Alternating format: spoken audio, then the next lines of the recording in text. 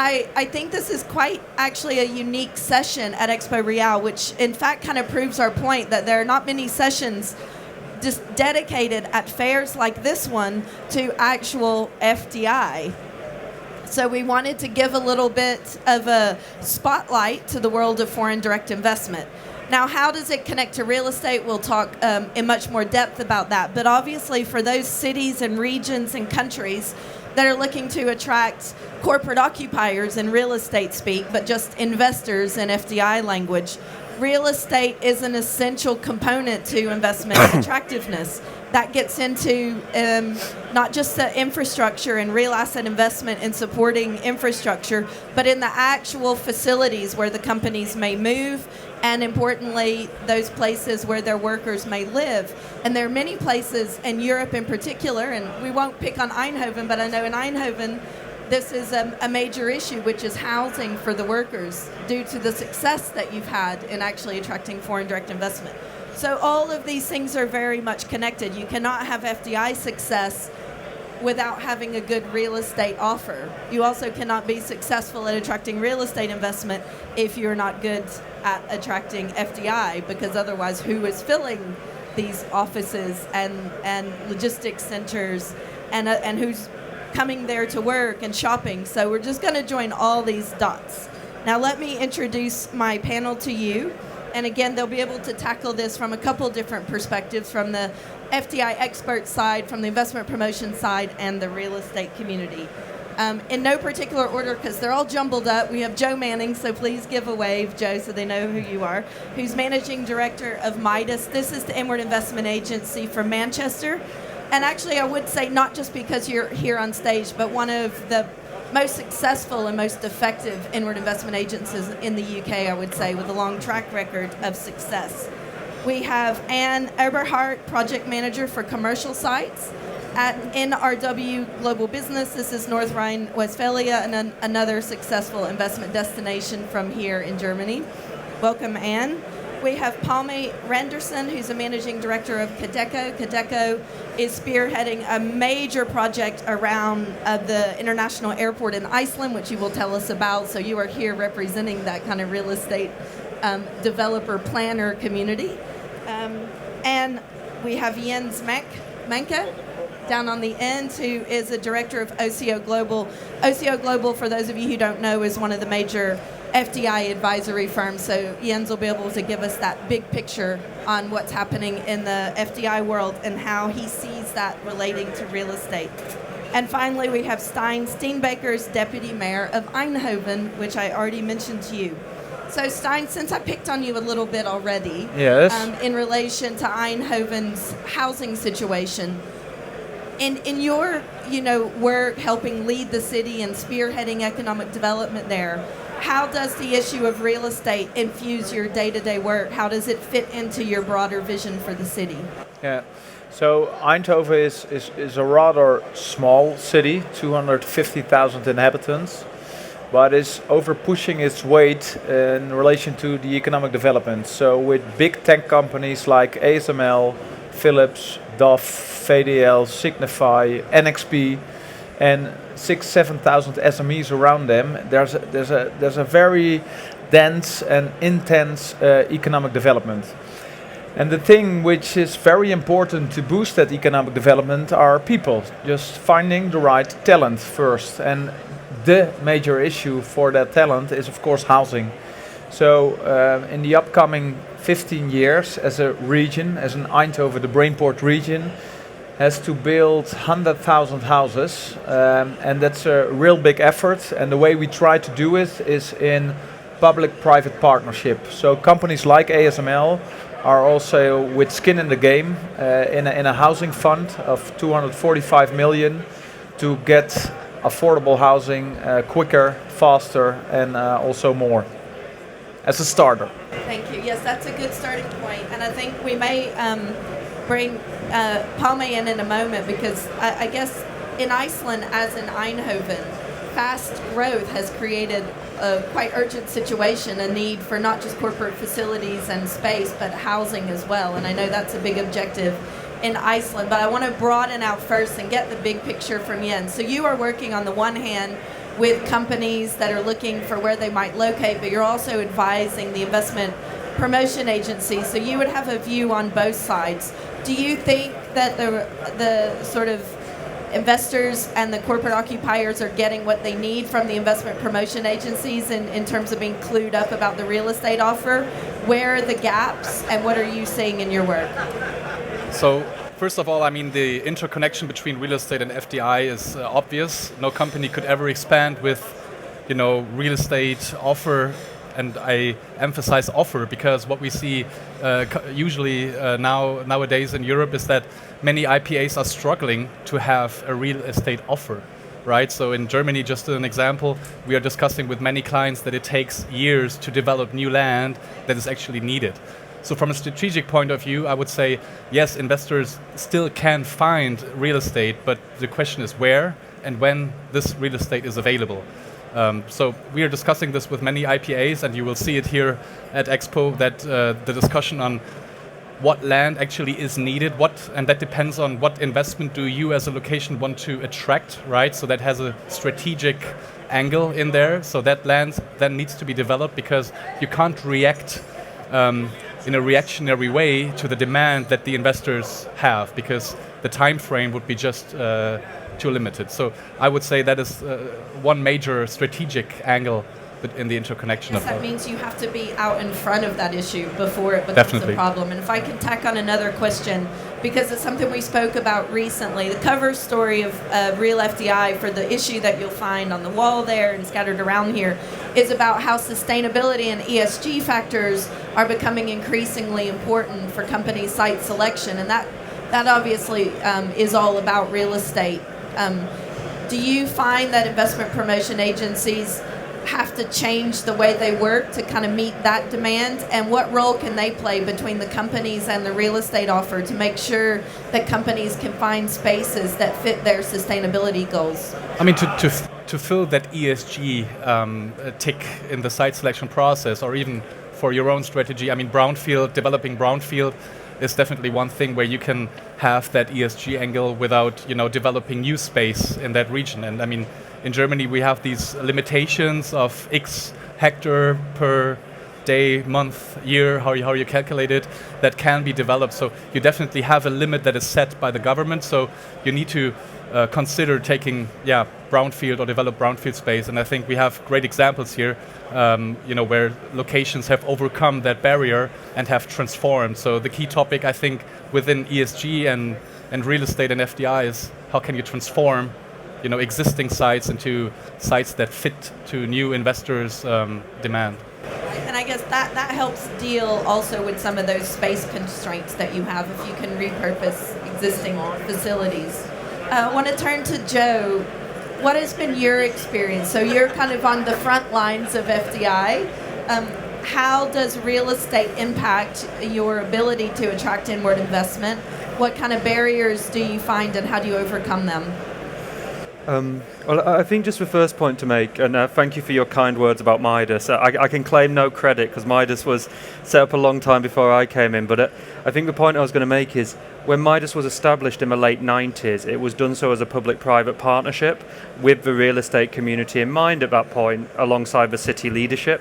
And it was as simple as if Manchester as a post-industrial economy was going to really transform its fortunes, we were going to have both the real estate offer and the inward investment we require to create good, high-value jobs in the city. And that's always, I guess, been in Midas's DNA. So we stay close to our colleagues in real estate and property, as well as the work we're doing with the occupiers.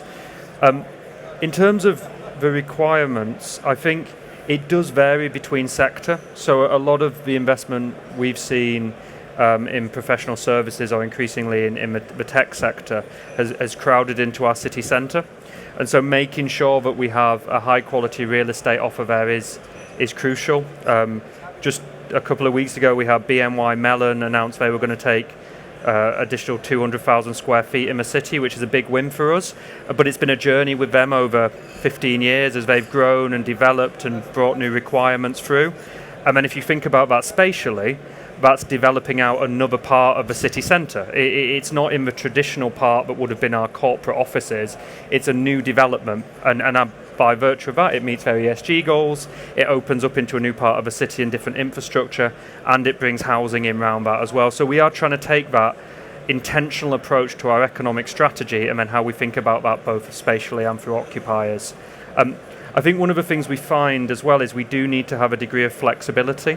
So at the other end of the spectrum, if we're talking about some of the smaller companies who might just be getting a foothold in the city because they want to collaborate with the university, they might only need 5 desks to start with in a flexible fit out. So we've been developing out our innovation district in partnership with the university, and that is a completely different real estate offer that allows people to be flexible around it. So I think I'd make that point about there's not a one-size-fits-all, and that's just within one sector. If you then get into greenfield FDI, brownfield land, it's a different scale of investment required again.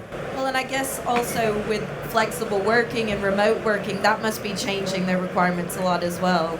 It is, and it means that we're also looking at that kind of an investment zone that has a right mix of cultural amenity and housing stock and different type of housing stock within it.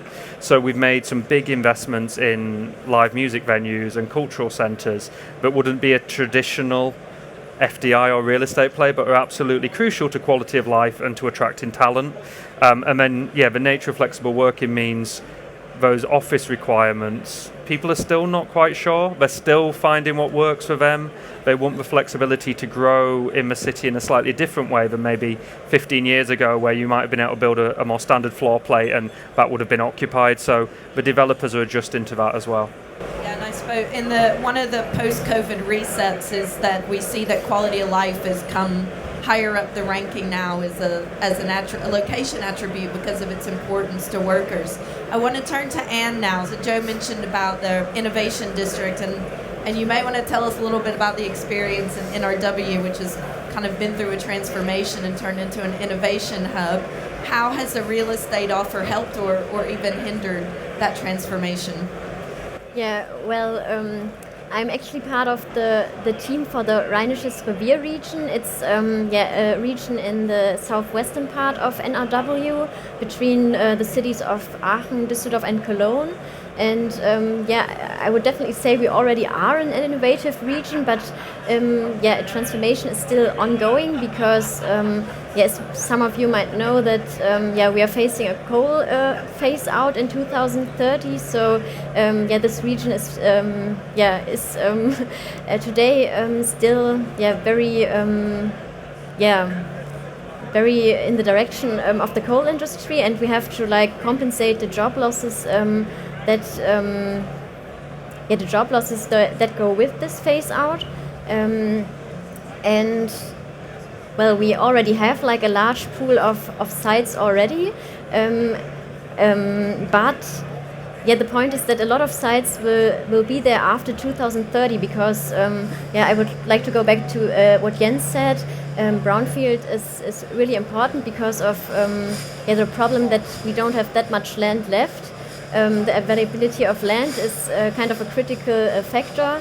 So this might be a great advantage for our region because there are a lot of sites connected to the coal today, but they have to get into new uses after 2030. So there will be a lot of brownfields there.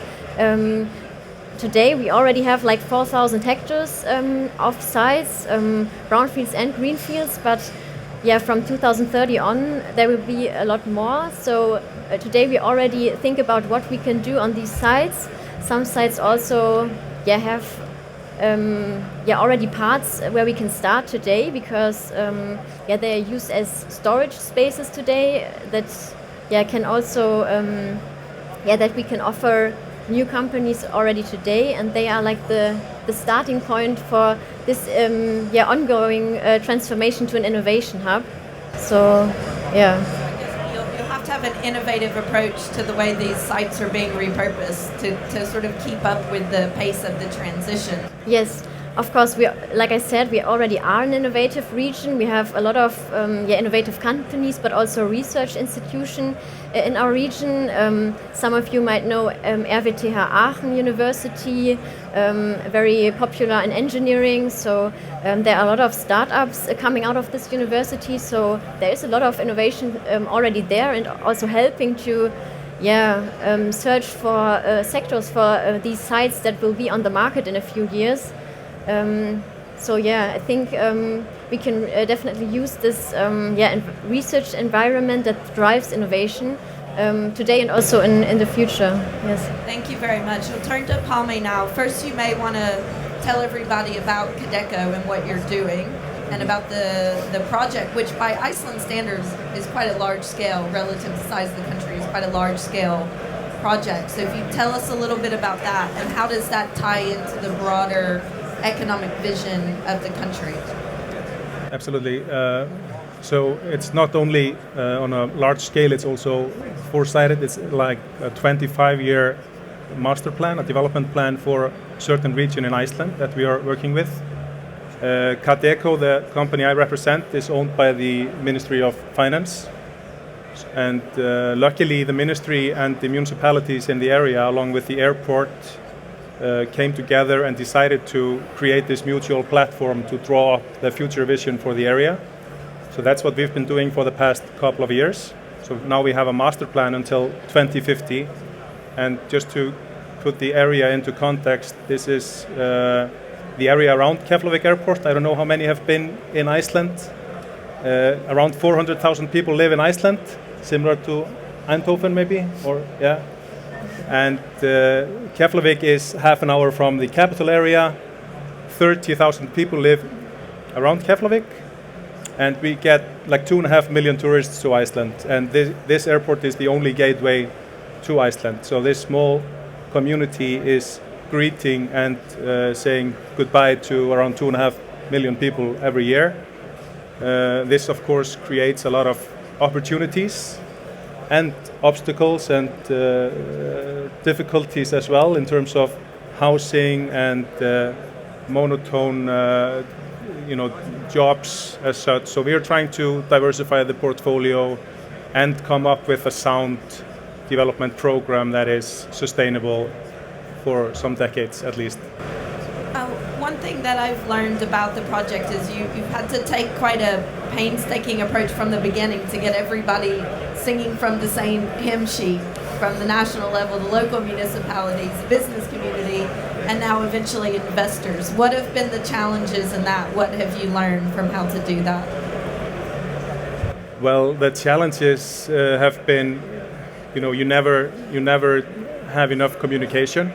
That is, we tried as well as we could to get everybody, to help us create the future vision with our designers and our economists and, all the group of experts we hired to help us out.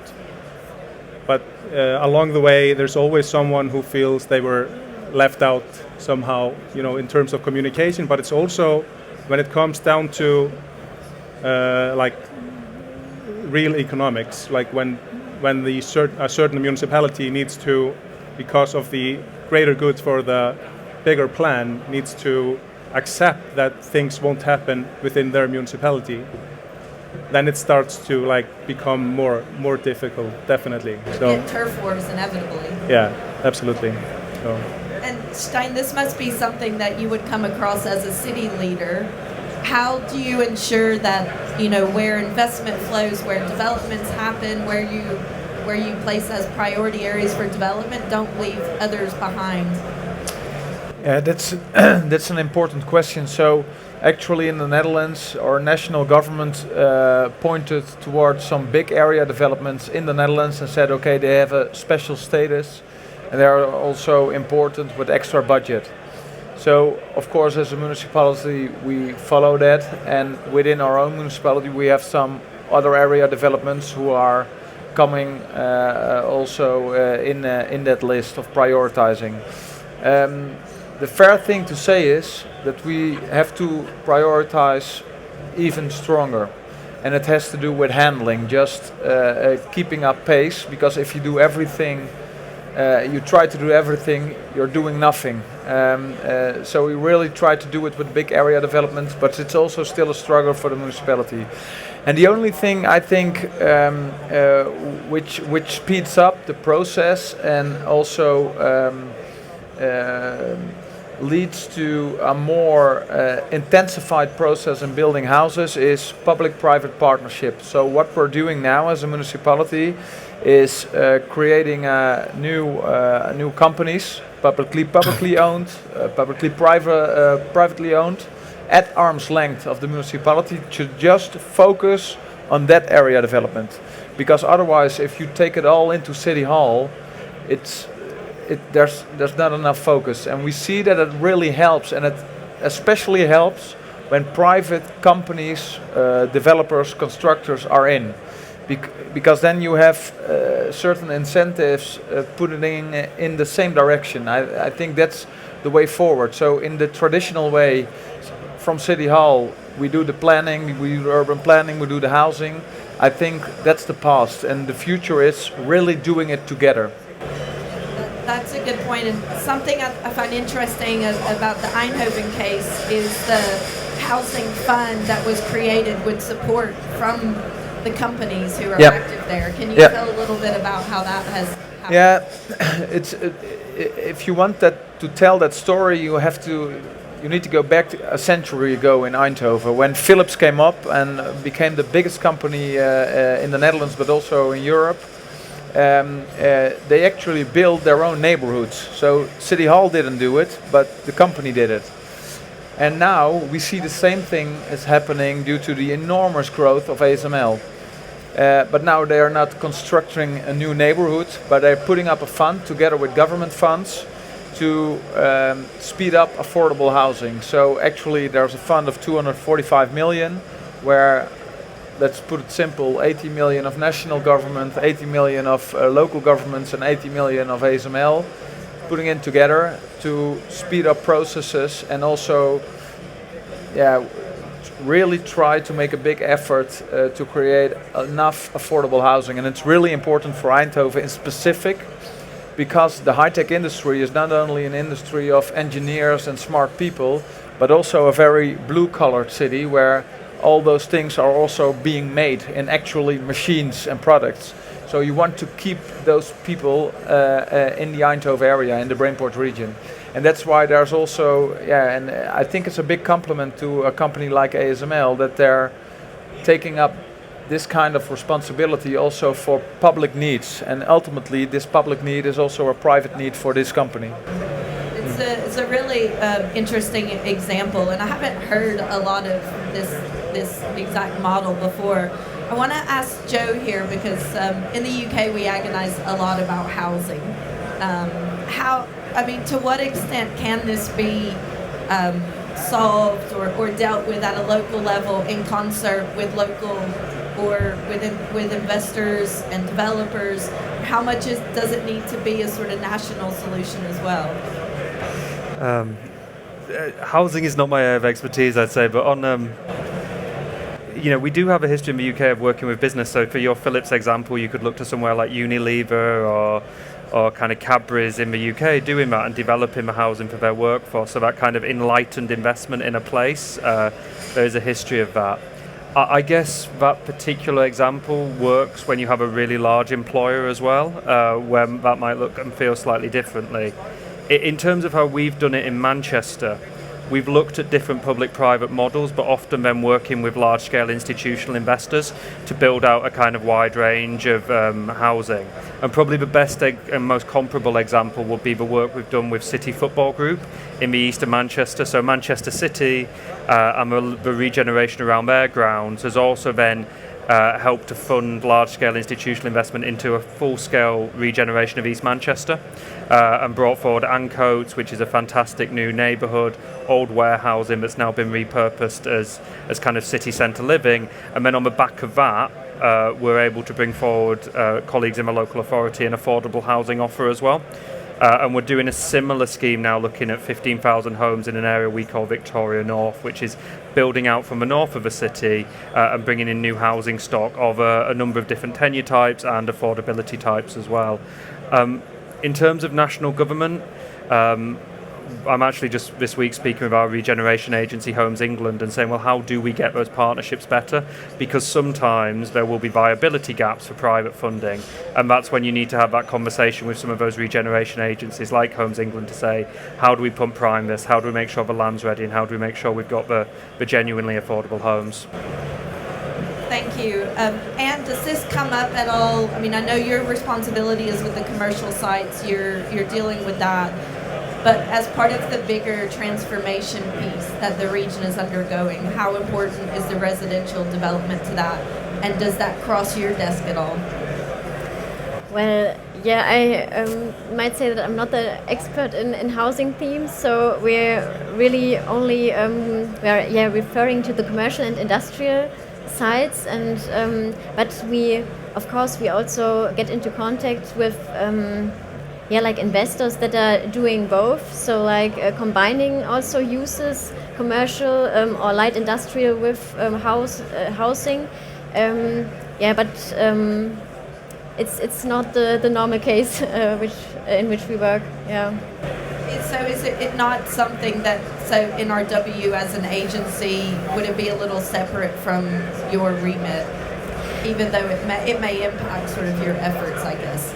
Yes, so the housing theme is more located at the local development agency, so they are and also the planning departments in the cities and in this region. So we support the idea behind, or the plans they have for housing, and don't get in the way on projects with commercial or industrial projects, but there are not that many connections in our field. So Thank you. Jens, I want to speak a little bit about what kind of role the real estate advisors and those types of intermediaries could play. So you have your site selection consultants, FDI consultants, but then you have the likes of the people who head corporate occupier services at the big real estate companies. And I'm always surprised to find investment promotion agencies that aren't pals with those people. What is their role in all this, and is there enough connection? I mean, certainly there is a correlation between how much an IPA is plugged in with the local real estate industry and the market. And you can say the more plugged in, the better. And here at EXPO, you also see very good examples. And it starts with, this round, do you have an offer that is attractive to investors? Do you have not just land, but do you have real estate with a vision? You know what to attract and what kind of investor you need. You see IPAs here that have real estate portals. Berlin is one example. They just showcased it this morning, right? Where every real estate agent is plugged in and the offer is up to date, live, and the Berlin IPA can assess it at every time, and it's always up to date. And they're not the only one, right? I'm just knowing that they have it. Many others here may have similar systems, and that works because you have an up to date offer. You have a speed advantage in servicing investors. It's a professional and standardized way, and all the other intermediaries that you have just mentioned, like site selectors and so on, you could be plugged in as much with them as with your local real estate industry and broaden your network. So know who you need to talk to and talk to them definitely creates a competitive advantage in all what we're discussing here, certainly. I want to ask Pálmi's perspective here. So you're dealing again with the sort of national authorities, the local municipalities. The other role for the investment promotion agencies is when there is a signature project like yours, that they have a role in promoting it. And we may ask Arnar to leave the room because we're going to ask about your cooperation with Business Iceland. But how do you collaborate together with an investment promotion agency and yourselves to make sure that there's some cohesion for how you're promoting the investment opportunities in these signature projects? I think this is quite a new setting for us. We have this grand future vision, which is on one end trying to attract foreign investment, also domestic investment, both residential and for companies. So we are just finding our way. We've been attending these conferences, doing meetings with with interested foreign companies that have been visiting Arnar, and he's communicating with me, connecting the dots for me somehow. So it's great to have access to the knowledge at Invest Iceland in that sense. So, but can I pitch in on the housing as well? Absolutely. Thank you. Because I think it's really interesting, what the model you have in Eindhoven. It would be great to hear more about that as well. Our role in the beginning was just to try to attract new businesses, just to diversify the portfolio in the area. But we kind of came across an atmosphere with the municipalities where they don't want more jobs. The pressure from the airport on a small community is so heavy that they basically asked us, do we need more opportunities in this area? Yeah, you can definitely diversify, but then you have to cut down the operations of the airport somehow, So we have been trying to figure out how we can actually help the municipalities as well, invest in the infrastructure needed, because the speed of development is just it's way too fast for a small community to deal with it. So it'd be interesting to hear more about the Eindhoven model, definitely. So yeah. Is there anything you want to add on it? Maybe you need to go on a study tour. Would be great. Would be great. Anything you want to add to in relation to what Pálmi just said or what you've heard? No, I really recognize that. Also for the local people, it's the pace is very fast. So to keep them walking the same path with us, it's very important that you show also concrete results in their neighborhood. So they just want enough doctors, enough not only housing but also education. So that's why what we do in Eindhoven, and it's also struggling for us. There's no final answer yet, but we have like a program which is all about all the necessities you need in order to create a good life, a good neighborhood, and really try to plan that as well. So next to housing, just putting more houses or more jobs, also show what the other things are, from coffee bars to education to cultural activities to sports, because otherwise you're growing, but you're not growing in quality. And I think it's really important, if you want to take people along, that you show growth not only in a quantitative way but also in a qualitative way. And I think that's the main thing you can do. So you have a program which is called in Dutch Voorzieningen, and it's actually all kind of the necessities you need in sports, education, etc., etc. Yeah. And it's also really important actually for foreign investors, because when they come, if it's a Canadian pension fund, they're saying, okay, it's very interesting because you have a lot of cultural activities. It's all nearby, but there's also a lot of green. So I think if you want to have a good investment climate, it's not only about growth, but it's also about quality. Yeah. And that's where you get sort of into this ESG criteria. Yeah, exactly. And just on that, I mean, nowadays you're not just discussing FDI investment promotion. Talent attraction goes with this. And in Germany, we see these large-scale investments by TSMC and Northvolt and so on. So how do you have that investment, but then it's like, how do you get the 2,000 people on day one that are supposed to work there, and where are they supposed to live? So these concepts are of huge interest for every location that wants to learn and benchmark with others and see, okay, the people that we then attract, how do they want to live, and do we have the right offer? So it all comes back to who do we want, and do we have the right fit? And the challenge is to stay in front of it, which isn't that easy as things are evolving. Yeah. We're gonna wrap up shortly, but I want to give an opportunity for anyone in the audience to add a comment or question. Anyone feeling not shy? I bet you do, Richard. Go on. Well, I certainly can. I don't think it's thunder. But I would be quite interested to pick up, because we're doing a session tomorrow morning we're doing a session tomorrow morning, which everybody is welcome to, of course, which is around kind of the future of cities, and how you're building those, how you're integrating that, how you're looking at innovation. So I'd be interested just to pick up from you guys how you're doing that in the cities where where you're operating, what are you doing in terms of innovation, and how is that playing into livability? How is that playing into attractiveness, both from the side of citizens, but also for people who want to create jobs there, and also for investors who want to invest? That's my question. It is a whole conference topic, actually. But It is. Thank you for that. I'm going to come to Anne on this because I know you have a kind of case study there in your region about innovation. You spoke already a little bit about that, but how will you kind of join the dots to make sure that everybody is working towards innovation in the same way to take you where you want to be?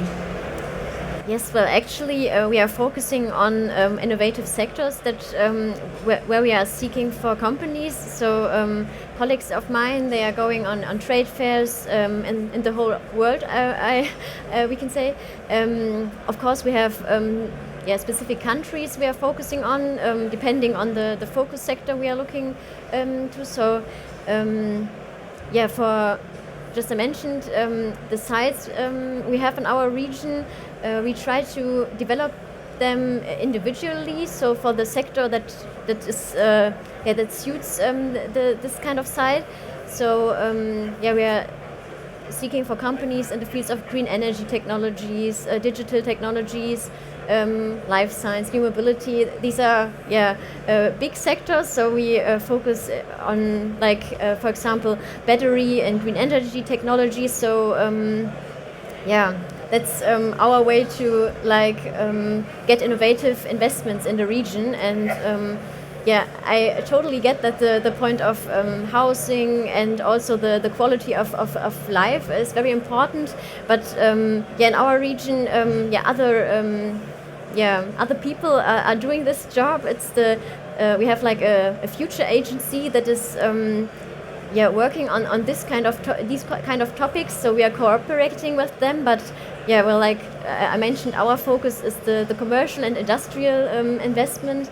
So our colleagues from the future agency, they are focusing on housing and also renaturating the region. So the open cast mines where today there's coal still imported to the coal power plants. They are trying to transform this region to to free seas actually. So that we have housing at the sea, for example. So at a lake. We have both focuses, but from our side, from NRW.Global Business, we are focusing on getting the innovative investments in the region. Right, but I guess you have to work kind of in parallel. Yeah, of course, definitely. We are also joining the booth here with the future agency, so we definitely work very close. What's going on there? Yeah. Joe, I'll come to you on this because Manchester's obviously been through a transformation as well, and from an industrial hub of England is now a sort of media, culture, tech location. How have you been able to ensure the real estate offer has also kept up with or stayed in front of that transformation? Yeah. It's basically become a very trendy city now that demands different types of facilities, leisure, housing, and everything. Yeah, it's as you say, it's a conference topic in of itself. I think Manchester now, if you look outside London, it's one of, if not the number one location for FDI in the UK. It's also, the kind of next regional tech city outside London. It's ranking incredibly highly in quality of life factors. So a number of the areas we've talked about already, that is being done intentionally within Manchester. Specifically within innovation, there's been a few different things we've done. So we have looked to attract, from an inward investment perspective, kind of core anchors for the innovation economy. So something like the relocation of BBC helped us build out the content creation and film and production. And as a kind of regeneration and real estate story, that was in a kind of forgotten part of the city on the old docks. And now that is regenerating an area with housing going in alongside it. So core anchor tenants has been critical, particularly when they can create innovation. Another one for us would be GCHQ moving into the city, which then helps us build out expertise in cyber security as an example of that strategy. Another is working with the universities. 5 universities across the city, 2 of which are in close proximity on the Oxford Road in the heart of the city. They have fantastic research assets, and it's working with them to pull some of those ideas through and the kind of science base that we've got in the city. A third area for us is talent. It's been talked about already, but also looking at workforce development and getting alongside through both the university education and the technical education route, where historically probably the UK has chopped and changed that more than some of our colleagues across Europe, and it's something we think as a city region we can really pioneer. So lots of different angles on the innovation economy, and I think the only other one would be just making sure, and a lot of this is private sector led, but there's a kind of real richness to that ecosystem.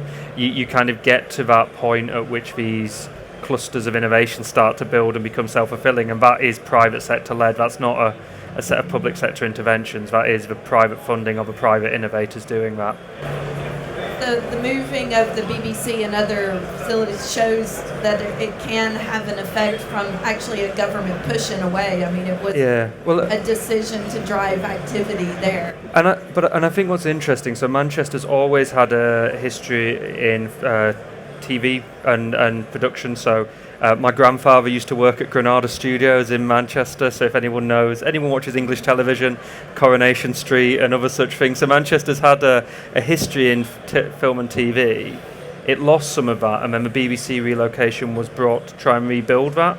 But what's interesting about it is we probably thought when that came in, it would take you more to commissioning and a traditional TV and film production play. What it's also done is brought further kind of content creation and digital with it, because they brought some of the kind of UK government digital function, which then spins out another industry from it. So create a whole value chain. Exactly, that builds off the back of that in a way that perhaps wasn't foreseen at the start, but has now been really important for the city. I won't give away my bad viewing habits, but now most of the big reality TV programs in the UK, you see Manchester's always the backdrop. Yeah, and some fantastic, there's a lot of Netflix shows filmed out of Manchester in the northwest now. They're kind of strangely relocated from the US to the northwest, so if you know the geography it doesn't make any sense, but so there's a lot of film production now coming in. Absolutely. We'll wrap up now, but I want to give Jens, our consultant on the panel, I'm gonna ask you to give away some free advice. So you have investment promotion agencies, economic developers. They're here at what is essentially a real estate fair. How can they make the most of an opportunity like this and best engage with real estate investors, developers, and the partners that they need? I mean, for me, it comes back to strategy. And when we are discussing here with best practices and investment promoters, but also real estate agencies, the question is always, as I said, is there a strategy, a vision for who do you want to attract? And then kind of like the spiral kicks off. If the real estate offer for the investment companies is attractive enough, if the offer for the talent that is then working in these states is attractive enough, and then it actually ends with how plugged in are you with that real estate industry, right? So as said, there are good examples here with digital tools that you can use to be plugged in and monitor your network, but there are also less good examples where you see still room for improvement, to just deploy more resources to improve your service, right, to investors, because that's all you want. Absolutely. You can also always drop by this stand. You'll see them buzzing around. People from the real estate community, you'll find some of them at the bar right now. And so on that, we will wrap up the panel, and you're welcome to stay and join us for a drinks reception. Please give a round of applause and big thanks to our panel. You're all excellent. I actually wish we had more time to talk to you all, but next time.